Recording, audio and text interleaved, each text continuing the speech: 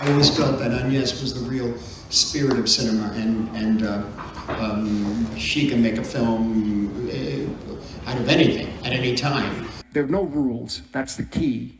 That's the key with her work. No rules. And I watched her work over the years. I was quite young when I saw Cleo, you know. Years later, I saw the Park Court, you know, and I could see somehow still photography moving, you know, very interesting. Somehow a combination of, and I must say, interesting Le Pont Court, because the black and white 133 brought me right back to the time that I was seeing Paisan and Rome Open City, and even Stromboli in 1949, in black and white, images of people working, mystical. I know she doesn't like being called mystical, but I think there was something there, you know. She really down to earth, but she touched on these moments that are transcendent. And you could see it in Le Pont Court. You could see it going, those stills, the eels, the children. And it wasn't saying, oh, that's neorealism, because it was framed, it was somehow constructed in a very different way, but it had the heart, it had the empathy, it had the love of the neorealism, you see. And that, you know, over the years, and you're looking at her films, Le Bon Air, which was baffling for a young person in New York, especially at the New York Film Festival, where everybody was outraged. And I couldn't say anything, it was feminism.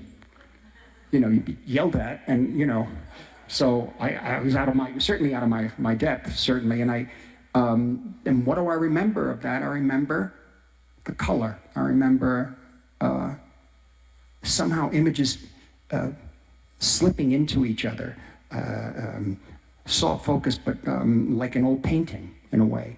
And it's beautiful to look at, you know.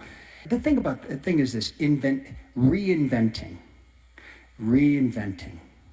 constantly. Don't let anybody tell you what a documentary is supposed to be or what a film is supposed to be. I'm telling you, young filmmakers here, don't listen to anybody. Really. And especially this media, the idea, and categorizing. She took all those, she's the example. She's the one. You just look at those films, and they call them shorts, documentary, it doesn't matter. They don't matter. They're expressions, and she uses the tools at her disposal, you see. And what I was fascinated by is that, you know, I'm looking at these things like Beaches of Agnès and Gleaners, and there's no time or space. It just exists in a way. It floats around, and you experience it. You experience life through her, and she sees life as something special. Existence is something so wonderful, you know. And even if it gets ugly, there's beauty in the ugliness.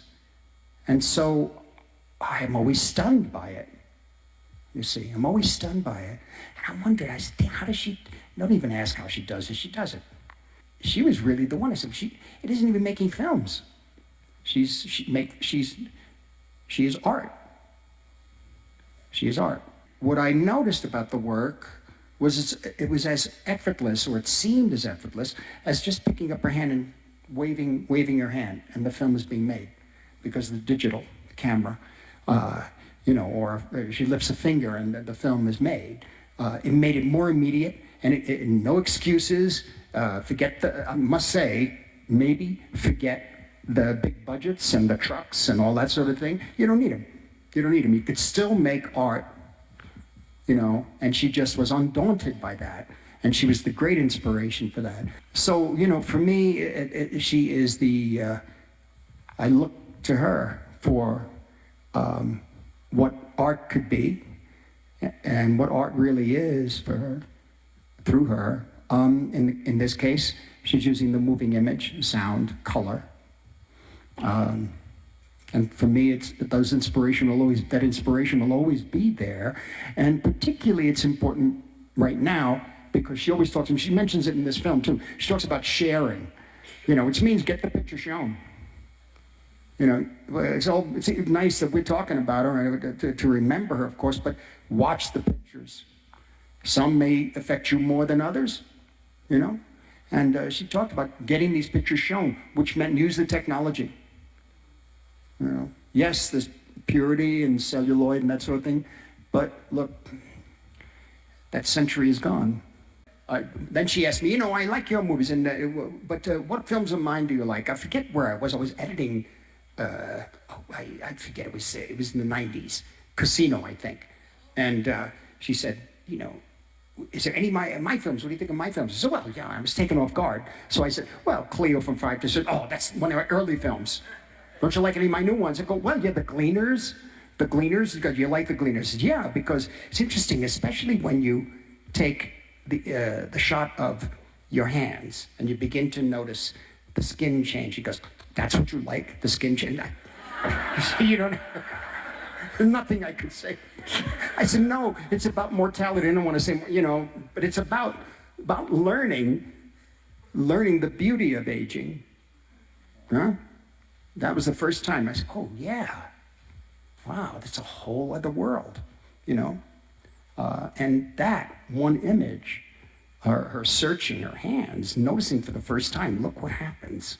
It's extraordinary, you know? And I try to apply I try to imply that instinctual inventiveness to whatever I'm working on. Yes, in some cases you have more of a straight narrative than others, but I always tend to try to break free from that.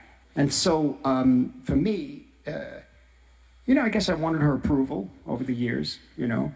She seemed to like my movies. I'm not quite sure. But, you know, she would scold me, too, at times, very gently, very gently. And then she says, why do you do these things? Why you have always, yes, sir, I'm ready, the gangster. And I said, the gangster? No, you see, it was just one, I couldn't explain. And then she said, how long is the script? I said, and yes, because I know this was going to get her. I said, well, it's about 180 pages. Oh, you can't do these kind of things.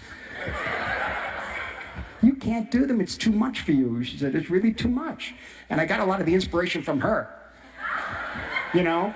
The thing about, I always, when we was talking with her, because of her accomplishments and the, how can one say, not simply is the wrong word, not simply cinema, just who she is as an artist.